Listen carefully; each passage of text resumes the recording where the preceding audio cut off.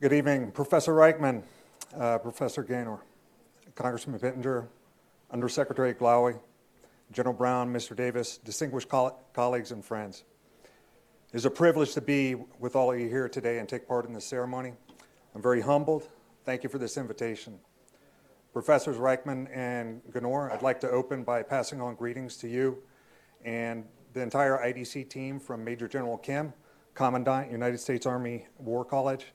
This is one of only 9 institutions outside the continental United States with which the U.S. Army War College partners for education of senior Army officers. The fellowship here provides a truly unique experience, and the Army War College values this partnership. 9/11 holds a deep and special meaning for all of us. I would be surprised if any of us do not remember where we were as the events of that day unfolded. We all recall the images and the aftermath. Nearly 3,000 dead and 6,000 wounded that day alone.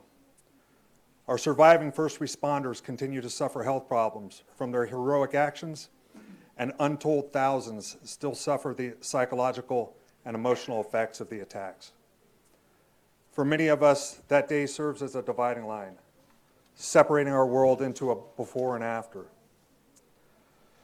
I began my service in the 1990s during the period between the Gulf War and what we now call the global war on terror.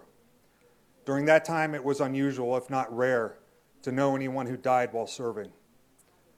A close friend of mine died in a training accident during the spring of 2001. I recall the shock, emotion, and peculiarity of that event, how quickly that all changed. In the following years, we all lost brothers, sisters, comrades in arms. We attended more memorial ceremonies and funerals than we'd care to count, and we comforted the loved ones of the fallen with whom we served in combat. This experience shaped us in ways we could not imagine. I recall the Hubbard family. 2 sons served in our company in the same platoon. There were 3 sons in this family. One was a Marine, the middle son. He died in the Battle of Fallujah. The youngest son then heard the call to arms and joined the Army. The oldest son, a police officer, abandoned his job to join the Army and watch over the youngest on the condition that they both serve in the same unit. The youngest then perished, along with 9 others from our company, when the helicopter exfiltrating them from a reconnaissance mission crashed. The oldest later exited the service. To my knowledge, this was the only use of the Saving Private Ryan rule in our global war on terror.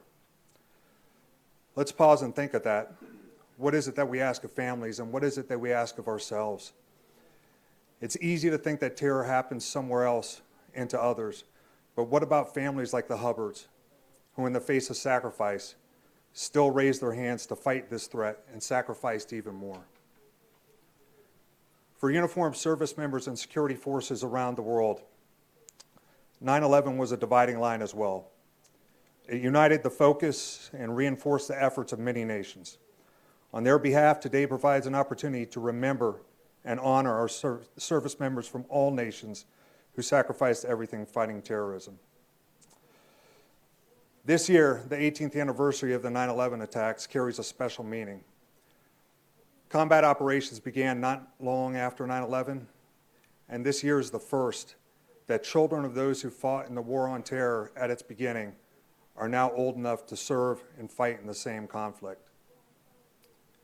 For all of us, this 18th anniversary serves as a stark reminder. None are immune from this threat, but we must never let it become normal. Let us remember the victims that day and all victims of terror with 2 commitments.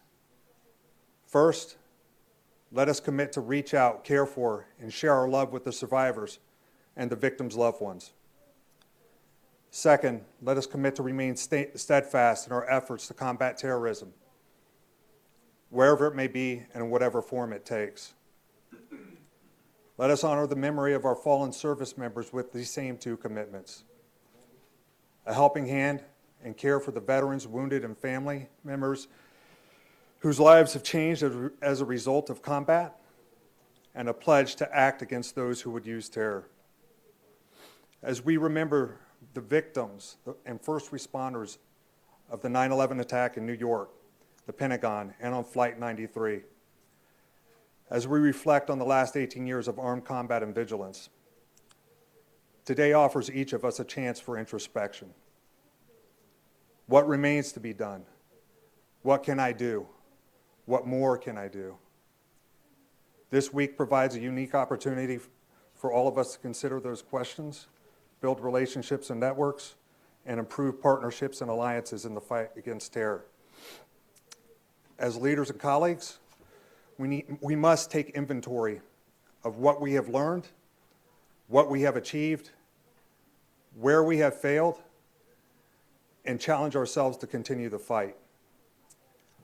We must remain stalwart against a new normal in which terrorism and our fight against it becomes merely a background element of our lives. We must remain resilient. Our fallen, our families, and our nations deserve it. Thank you.